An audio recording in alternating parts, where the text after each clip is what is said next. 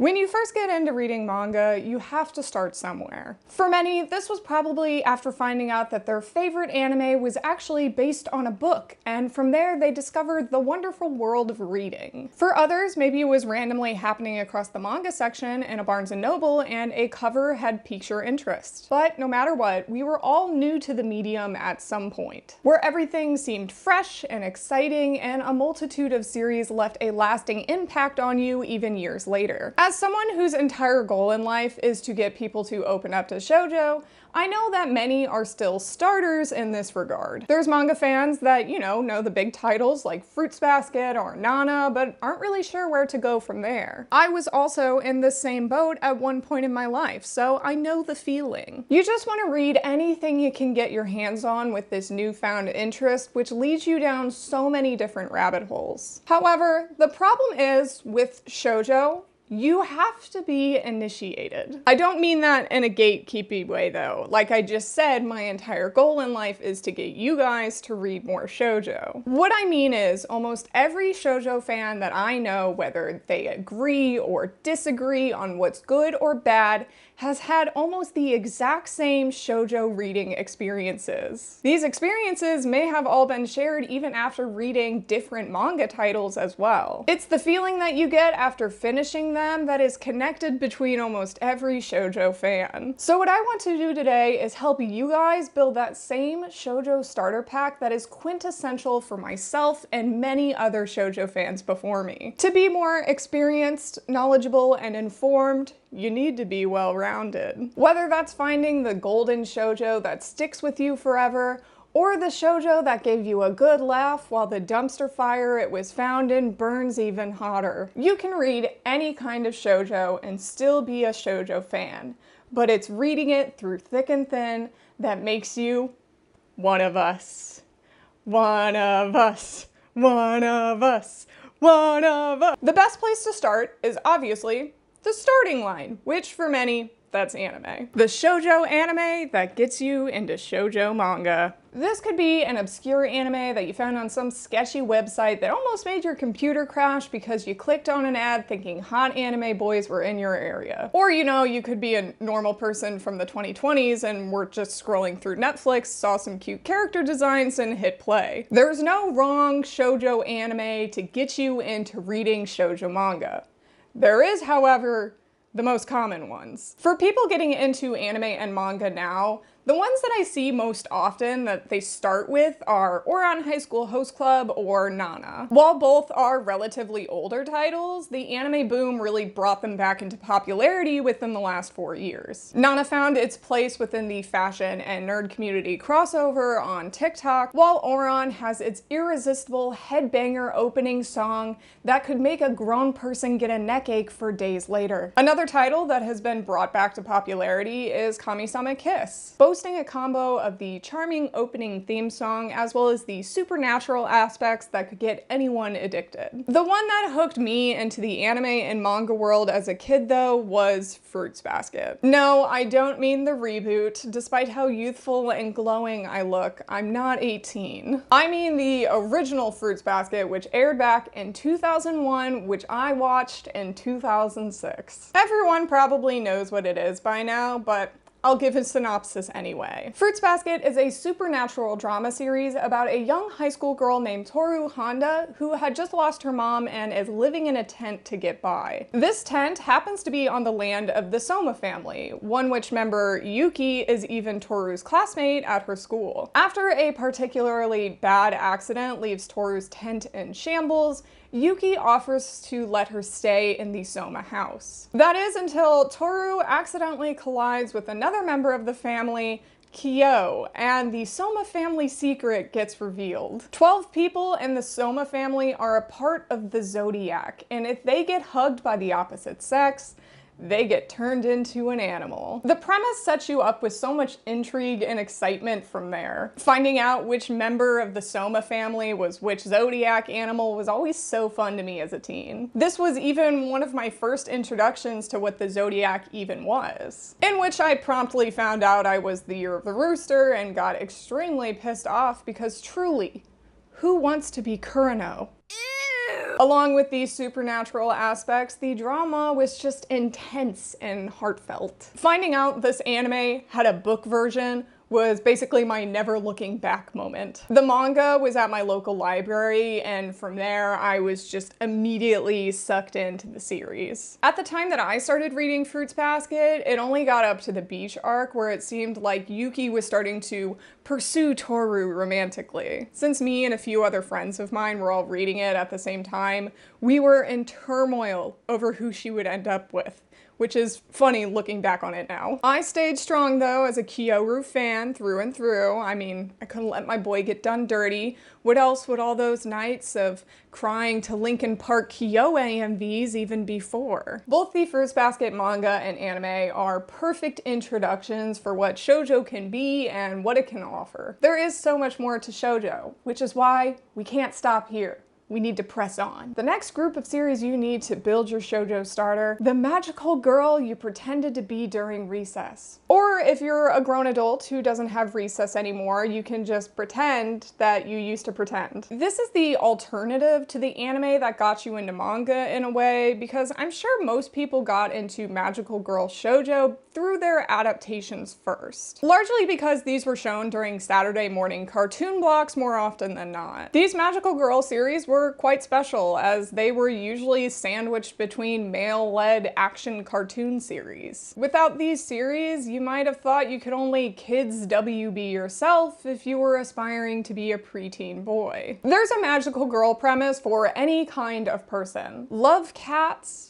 Tokyo Mew Mew might be for you. Enjoy some edgy fashion? Well, Shugo Chara is right there. And of course, you have the 90s staple of Sailor Moon. While magical girl series were never much of my speed, that doesn't mean I didn't heavily attach myself to one at one point. You really can't read shoujo and not have one that you don't absolutely love and adore no matter what. For me, that was Cardcaptors. The series has so many sequels by now, but the core plot follows an elementary school girl named Sakura Kinomoto. One day, she walks into her father's library where she's drawn towards a strange book. It's called The Book of Clow, which contains magical sealed spirits inside of it. However, when Sakura opens it, there's nothing inside except for the magical beast named Kiro, who was supposed to be guarding them. Now with them all gone, Sakura must find these cards herself and return them to the book, like wind, rain, shadow, wood, sword, thunder, power, sleep, card, captors of the cloud, expect the unexpected, know the secrets of the cloud. Sakura was so cool to me growing up. I know that the English dub decided to make her a bit more tomboyish, but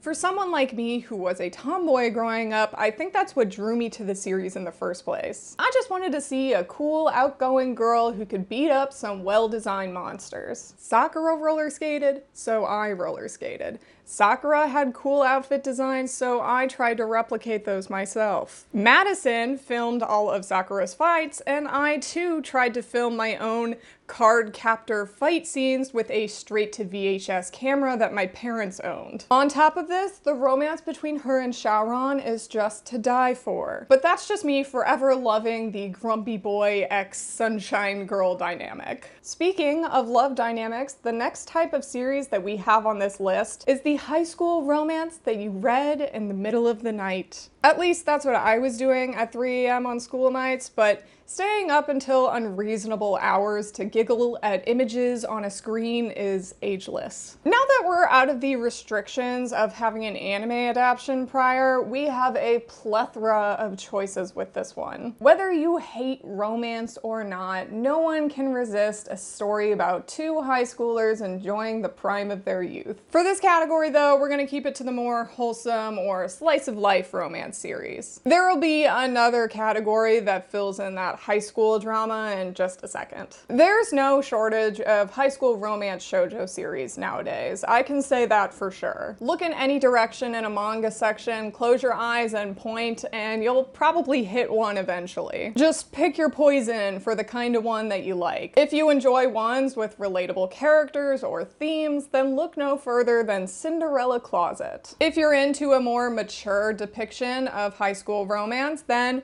maybe check out Say I Love You. you. For me though, I got my fix at an early age with the series called High School Debut, a manga that spoke so deeply to my hopeless romantic but outwardly tomboy soul. The series follows a girl named Haruna who just started high school and is ready for her big debut. She wants to wear cool fashion, makeup, and get a boyfriend. Having spent middle school focused entirely on softball, Haruna is ready for a newfound love. That love is having a hard time being found though, with Haruna's gaudy fashion sense that she just pulled from whatever magazine she could find. Haruna is convinced that she needs a relationship coach to help her snag a guy, and she ropes in the cool and stoic upperclassman Yo to help her out. He ends up agreeing on the one stipulation that she's not allowed to fall in love with him. High School Debut is really the series that made me fall in love with the high school romance genre and all of the silly antics that it can get up to, all while simultaneously giving you real-life lessons on relationships or dating. This manga specifically can go from Haruna running around and yelling like a chicken with her head cut off to delivering some squeal-inducing cuteness. In the meantime, Yo will just stand there with a deadpan look on his face, just in absolute awe of the shenanigans that are going on. I expect no less from Kazune Kawahara though, who is just the queen of this odd couple dynamic. Preferences for romance series are different for everyone though, so if the high school rom-com isn't as much your speed, then maybe this next one is going to be more for you. The drama that gave you trauma. These drama series don't necessarily have to be in high school settings, but they usually are sure as hell gonna be. This type of shoujo is one that sticks with you forever. This could be for good or bad reasons, whether you liked the series or not. Whether it's a theme, a piece of dialogue, or the characters though, this is one that you can just never forget. These are usually ones that have more triggering topics or just have deeper subject matter. Growing up, there was a lot of these series that little Colleen just wasn't emotionally mature enough to have read yet. One manga would be Life by Keiko Suenobu, which is about bullying and self-harm.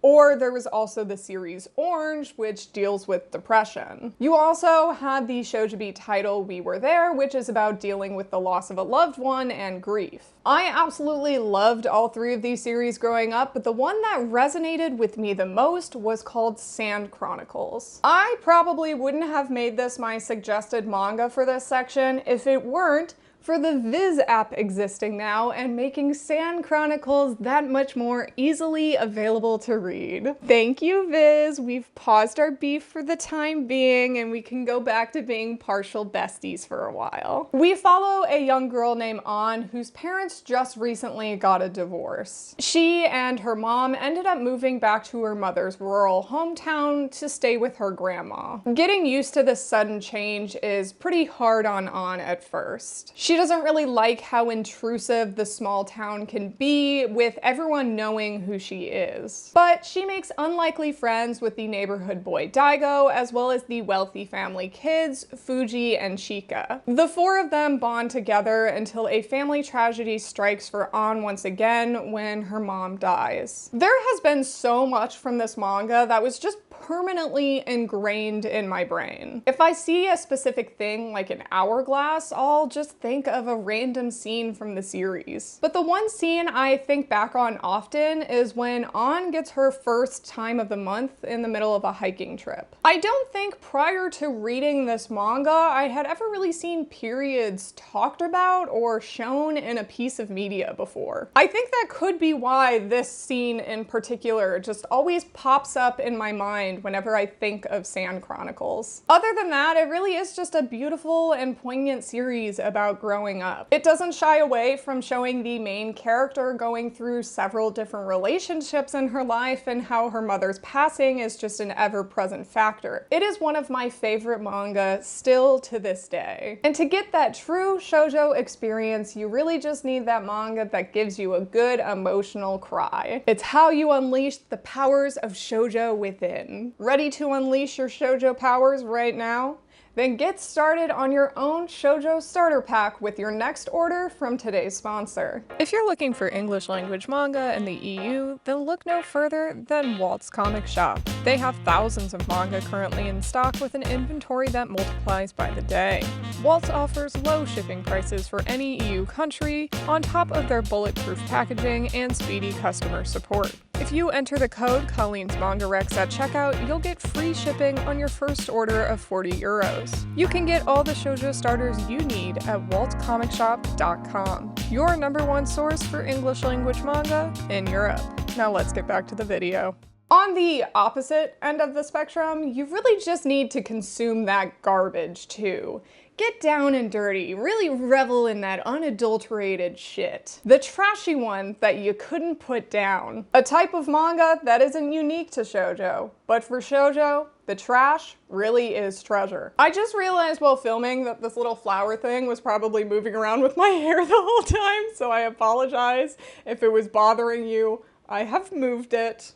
For some reason, it just seems like the trashy shoujo do so incredibly well, and especially for American audiences. Half the time they outsell the actual good shoujo too. That's not even to say that we have inherently bad taste, but guys, come on. Okay, no, I'm kidding. I can't judge either because I am also obviously part of the problem. We are all just little raccoons in the night looking for our next meal. Where most people start for trashy shoujo would be Vampire Night, since it's the most well-known of them all. The Sweet Home Alabamampires were the best sellers in the mid-2000s and even had an anime to boot. Because this whole time I've been in love with my brother. What's wrong with that? What the hell? From there, maybe you dip your toe into something even more chaotic, like Hot Gimmick. I don't even know if YouTube would allow me to say some of the things that happen in that manga. But hey, no one is immune to something so bad that it's good. Why else do we enjoy reality shows and anything that aired on MTV in 2008? My own choice for trashy shoujo was, and still kind of is, Blackbird. While Vampire Night really did appeal to me at one point, there's something about Blackbird that had actually made me like it. Maybe it was because there's mythical creatures and not necessarily just vampires, which was a little too close to the Twilight craze at the time, since I was very anti that. The series is about a high school girl named Misao who can see demons, spirits, yokai, and the like. Since she can see them, they often bully her and hurt her, but as of late, it keeps getting worse. One day though, her old childhood friend named Kyo shows back up again at his old house across the street. At first, Misao is elated to see her childhood friend again, until he tells her that he is actually a Tengu and she is his bride-to-be. On top of that, if Misao doesn't agree to be his future wife, her life may actually be in danger, since her blood grants power and immortality to whoever claims her. You could probably get a sense of what happens to Misao a lot in this manga, and it happens a lot. Not just from the random spirits or yokai who want to get her blood, but from the male lead, Kyo, as well. However, I was eating that shit up like it was breakfast, lunch, and dinner. I thought Kyo was so brooding and cool, and I just ignored anything that he did that was wrong. I mean, look at him.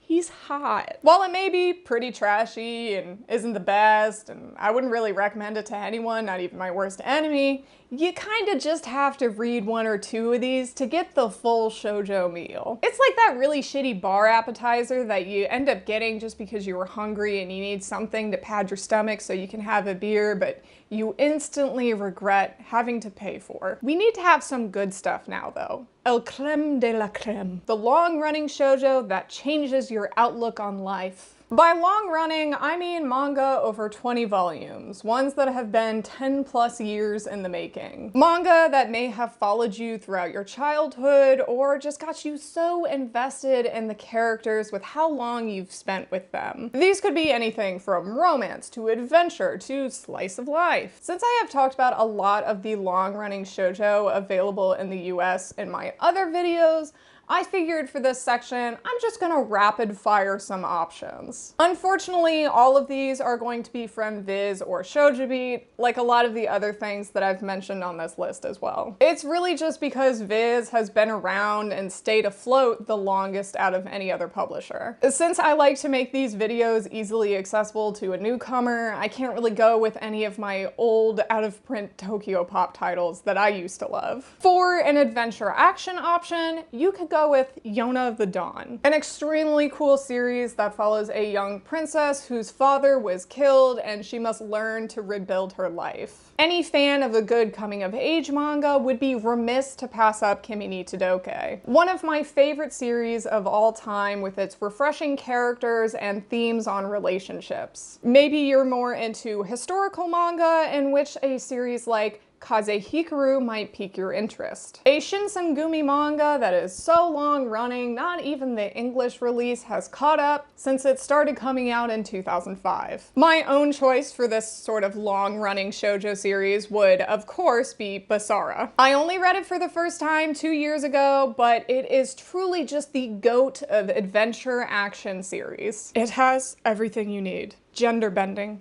amazing characters, enemies to lovers, you name it. I talked about this series in length in 2 other videos already, so I'm going to go ahead and just link those down below. Plus, in those videos, you can actually hear more details about the other long-running shoujo that I mentioned, since I also mentioned those in those same videos. Tangentially related to the long-running shoujo, we have our second type of series that we need. The Gaslight Gatekeep Girlboss. The special interest shoujo where the girl is aiming for some sort of career or profession. In general, not even just with shoujo, these special interest series are always just so fun to read because it gives you a peek into a profession that you may know nothing about. Recently, I just read the shoujo series Voiceover Academy, which was about voice acting, and was a cool little insight into that process. There are so many kinds of these girl boss series in shoujo though. Many of the most popular ones focus on more feminine careers like cooking, styling, or acting in some capacity. Although I will say in America, we have a very select few of these special interest shoujo series. One title that has a pretty niche subject matter is Kageki Shoujo. I've been super into this one recently. I only just caught up to where the manga is in the past month,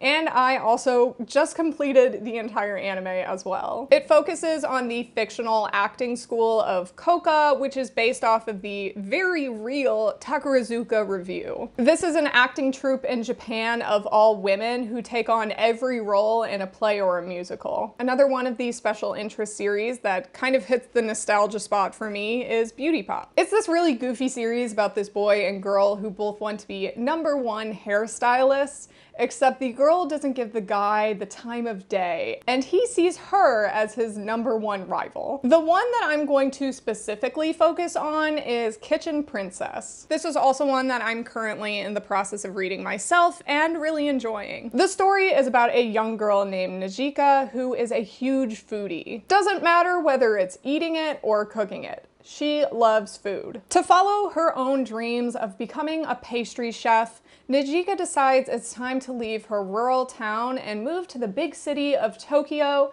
to go to the special academy called Seika, the same school in which a spoon that was left behind by a mysterious boy from her childhood shares the same emblem. Not only does she attend the school to live out her dream, but also to find the boy who she knows as the Flan Prince. It's a really cute read that gets into a lot more drama as the series goes on. But one of the highlights and truly special things about this series are the very real recipes that it shares for everything cooked in a chapter. If Najika whips up a drink in a scene, you'll be sure to find the recipe for that drink in the back of the book, which just makes the series even that much more charming. Kitchen Princess actually shares the same mangaka as the series Something's Wrong With Us, which is about Japanese sweet making, so you can really tell that the mangaka Natsumi Ando really just loves talking about the details and the process of cooking. All right, now that we got that homemade drink after reading Kitchen Princess, we can get to our last type of shoujo series that you need in the starter pack. Pick an Arina Tanemura series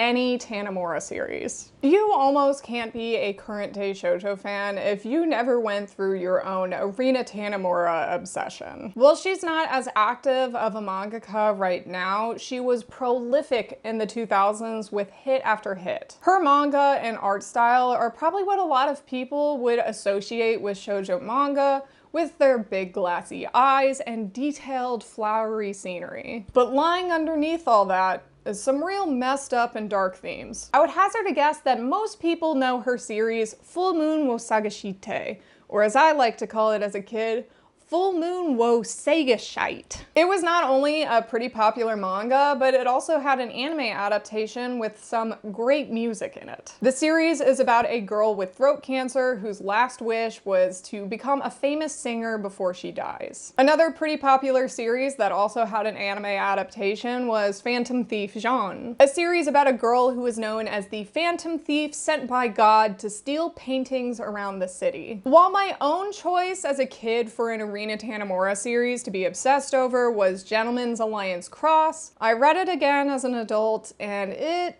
did not hold up for me. So instead, I'm going to be recommending the series that I just started for the first time recently and I am loving, Sakura Hime. The story of a girl named Sakura who's meant to be married at the age of 14, but on the day that she's supposed to depart for her fiance's home, she looks upon the full moon. As soon as this happens, a demon appears before her and tells her that she is the granddaughter of Princess Kaguya, who is an immortal being. To defend herself from these demons who are trying to steal her immortality, Sakura receives the Chizakura blade. From there, it is her duty to slay these demons so they don't harm anyone else in the meantime. This is the first time in a while that I've freshly read a Tanemura series, and it just reminds me of how fun they are. The characters are lovable, the art is beautiful, and the action sequences are really good. She just has this way of writing her manga that whether the story is good or not that great, you just have a good time no matter what. With Sakura Hime specifically, I feel like this series would just appeal to any battle action shonen head and or magical girl shoujo head. After getting an Arina Tanemura series in there, we have finally built ourselves the ultimate shoujo starter pack. With these 8 categories of shoujo under your belt, you can finally call yourself a true shoujo fan. Not only this, but you can then venture onwards yourself. Leave the nest. Find the shoujo series that appeal to you and your own sensibilities. These were all my own examples of shoujo starters because they're the ones that I experienced, so maybe they weren't for you in the end. With that, I would love to see these starter packs that you guys have built for yourself by the end of this video. Either leave them in the comments, or you can use the hashtag Shoujo Starter Pack over on Twitter, and we can all just have some fun seeing what series we all chose. I hope this video gave some new reading inspiration for those who are uninitiated in shoujo, and for those who have already been initiated, I hope this was just a fun little trip down memory lane. That's a wrap for this video though. Thank you my hojos for watching. Welcome to any new hojos. Read Shihaya Furu, and I'll see you guys in the next video.